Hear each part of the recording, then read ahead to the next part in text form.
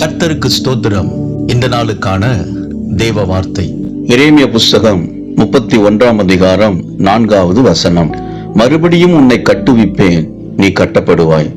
இந்த நாளின் தேவ வார்த்தையின்படி ஆண்டவராகிய இயேசு உங்க வாழ்க்கையை மறுபடியும் அவர் கட்டி எழுப்புவார். வேதத்திலே யோபுவை பற்றி தியானிக்கும் பொழுது அவர் எல்லாவற்றையும், தன் ஆஸ்தி, பிள்ளைகள், அவருக்கு உண்டான எல்லாவற்றையும் இழந்த சூழ்நிலையில் தேவனை நோக்கி ஜெபிக்கிறவராய், ஆண்டவர் மேல் விசுவாசம் உள்ளவராய் இருந்தபடியினால் அவர் இழந்ததை மறுபடியும் 2 மடங்காக தேவன் திருப்பி கொடுத்தார் என்று வாசிக்கிறோம்.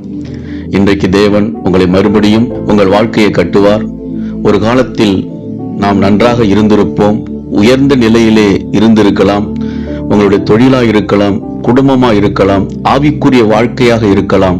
எந்த சூழ்நிலை ஆனாலும் சரி, ஏதோ ஒரு வீழ்ச்சியை சந்தித்து போராட்டங்களை கடந்து வந்த எல்லாம் இடிந்து போன நிலையில் இருக்கிற உங்களுடைய வாழ்க்கையை ஆண்டவர் மறுபடியும் அவர் கட்டுவார்.